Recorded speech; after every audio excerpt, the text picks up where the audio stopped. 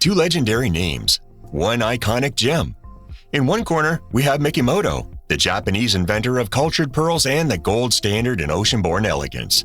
In the other corner, Tiffany Co, the American luxury titan known for its diamonds, blue boxes, and timeless glamour. But when it comes to pearl jewelry, which one truly reigns supreme? Is it the meticulous, hand-harvested perfection of Mikimoto, or the prestige-packed, design-forward flair of Tiffany? Get ready, because we're about to dive into the world of pearl wars, revealing the secrets, craftsmanship, and luxury strategies behind two of the most powerful names in fine jewelry. Let's settle it once and for all. Mikimoto versus Tiffany. Who makes the better pearl jewelry? Stick around until the end, and we'll reveal 15 surprising facts you never knew about both of these powerhouse brands. Let's start with their origin stories.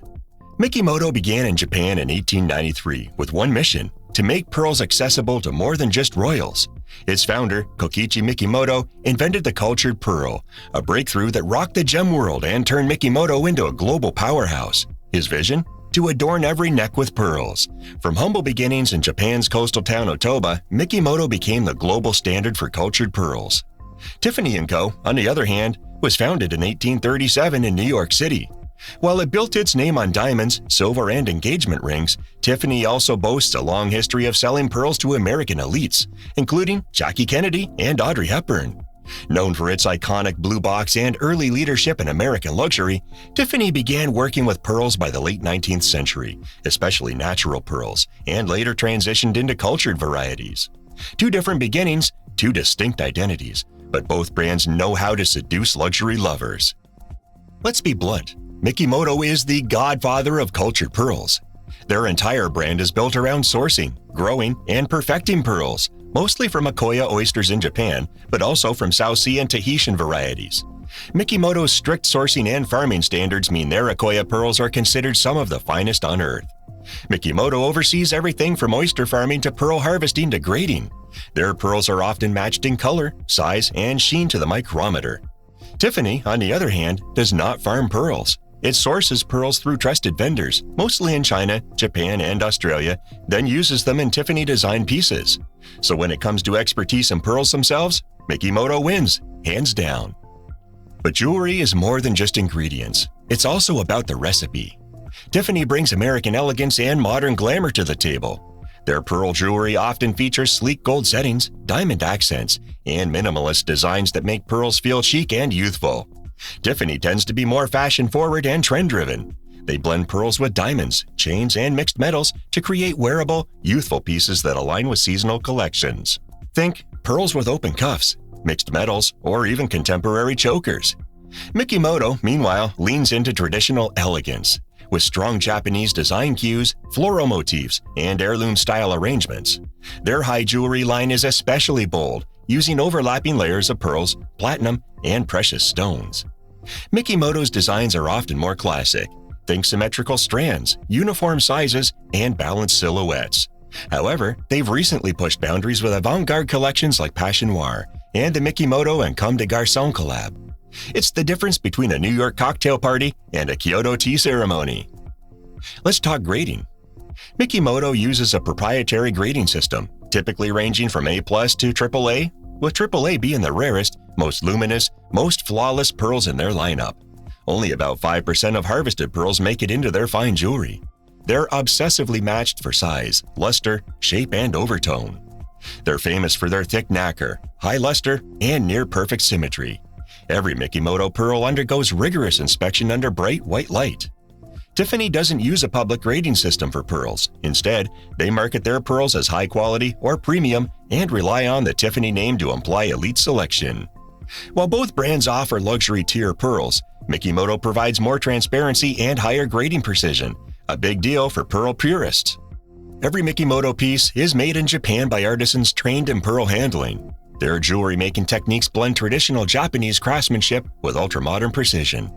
Tiffany's pieces are typically made in the US or Italy, and while their workmanship is world-class, the focus isn't exclusively on pearls.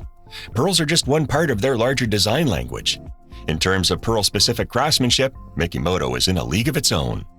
Mikimoto's crown jewels include their high jewelry pearl chokers, the Balance Collection, and historic collaborations with Miss Universe. Remember that crown? Tiffany's standout pearl items include diamond-encrusted pearl earrings, modern Y necklaces, and custom couture pearl pieces seen on red carpets. Both brands know how to create showstoppers, but Mikimoto is more centered around pearls, while Tiffany diversifies across stones. Consumers today care about where their jewelry comes from. Mikimoto prides itself on responsible pearl farming, particularly in Japan, where environmental standards are tight. They use manual seeding, long cultivation periods, and employ local communities to tend oyster beds. Tiffany, meanwhile, leads the industry in diamond traceability, but their pearl transparency is less public. They pledge sustainability, but haven't disclosed as much about their pearl sourcing practices. If you're seeking ethically farmed pearls with environmental accountability, Mikimoto's practices are more visible and established. Now, let's move on to price and accessibility. This is where things get interesting. At entry level, Tiffany pearl pieces often start around $500 to $1,000, making them more accessible to new buyers. Some freshwater pieces start under $1,000, while South Sea and Akoya strands can easily reach the $10,000+ mark. You'll find dainty pearl studs or simple drop earrings at reasonable luxury prices. Mikimoto's pieces tend to start higher, and for good reason. Entry-level strands start around $1,500 and up, with many collections in the $5,000 to $25,000 range, especially in Akoya and South Sea pearl categories. Their pearls are rare, their matching process is rigorous, and their craftsmanship unparalleled. Why? You're paying not only for the brand, but also the pearl cultivation process, something Tiffany outsources. So, if you want true farm-to-jewel craftsmanship, Mikimoto is worth the premium. But for designer-forward pieces with name recognition, Tiffany hits a sweet spot. Let's talk star power. Mikimoto has crowned global queens, literally. They designed the legendary Miss Universe crown and have dressed red carpet icons from Rihanna to Princess Grace Kelly. Tiffany, meanwhile, owns the celebrity spotlight.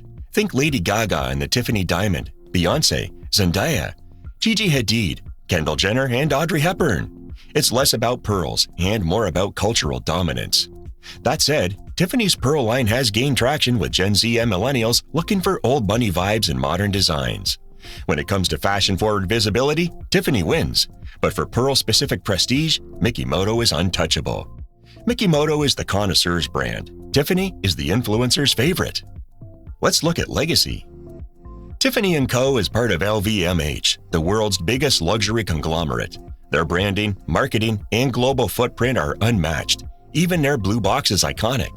Mikimoto, on the other hand, is a specialist, a master of one thing: pearls. It's not part of a giant empire, but it has quietly dominated pearl jewelry for over a century. You could say Tiffany is a luxury empire, Mikimoto is a luxury artisan. And when you're buying pearls, which would you trust more? The one that specializes in it, or the one that does everything? So, who wins?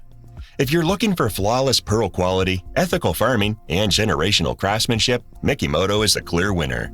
But if you're more into stylish designs, modern flair, and a global famous luxury name, Tiffany Co. holds its own with elegance and accessibility.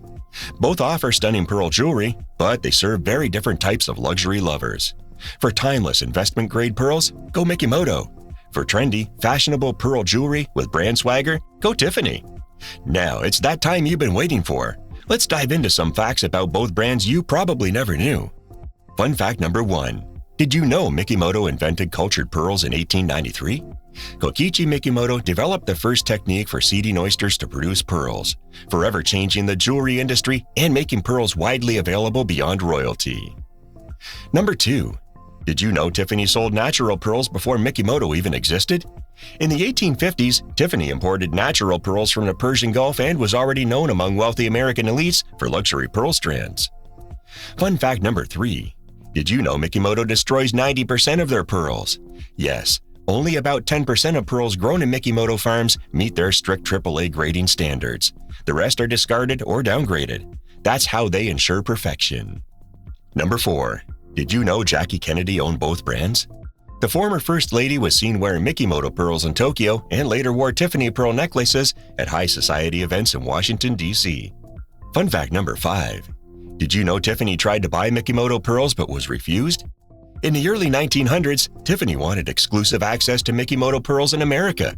Mikimoto declined, choosing instead to launch its own boutiques worldwide. Number 6. Did you know Mikimoto pearls have legal protections? Only pearls that meet Mikimoto's strict origin, luster, and roundness standards can carry the brand name, making them protected under Japanese trademark law. Fun fact number 7. Did you know Tiffany once used faux pearls in early costume pieces? In the 1920s, during the Art Deco boom, Tiffany experimented with glass pearls and coated beads for fashion-forward customers. Number 8. Did you know Mikimoto's founder wanted to adorn all women with pearls? His dream wasn't just profit. He believed pearls were a symbol of feminine strength and dignity, and should be accessible to women of all social classes. Fun fact number 9. Did you know Tiffany helped define American pearl taste? By the 1950s, Tiffany was known for mixing pearls with platinum and diamond settings, defining a uniquely American take on pearl luxury. Number 10. Did you know Mikimoto crowns pageant winners worldwide? Besides Miss Universe, Mikimoto also supplies crowns to pageants in Japan, Indonesia, and Southeast Asia, spreading its pearl prestige across cultures. Fun fact number 11. Did you know Tiffany's South Sea pearl line is limited edition? Tiffany offers limited South Sea and Tahitian pearl collections, often just for one reason, making them harder to find than Mikimoto's consistent offerings. Number 12. Did you know Mikimoto pearls are tested under 3 kinds of light? Each pearl is inspected under natural, UV, and soft white lighting to ensure it maintains its luster and orient in all conditions. Fun fact number 13. Did you know Tiffany's biggest pearl necklace sold for over $1 million? In a private auction, a triple-strand natural pearl necklace from Tiffany with a diamond clasp fetched a 7-figure price, rare and collectible. Number 14. Did you know Mikimoto grows its oysters for over 4 years? Each Akoya oyster is nurtured in protected marine sanctuaries for up to 4 years to produce pearls with ultra-thick nacre, giving them unmatched glow. And fun fact number 15. Did you know neither brand uses Baroque pearls in their core lines? While Baroque pearls are trendy in indie jewelry, both Mikimoto and Tiffany focus on perfectly round or symmetrical pearls, aligning with traditional luxury standards. Which side are you on, Team Mikimoto or Team Tiffany? Drop your pick in the comments and tell us your dream pearl piece. And don't forget to like, subscribe, and ring the bell for more battles of the luxury giants.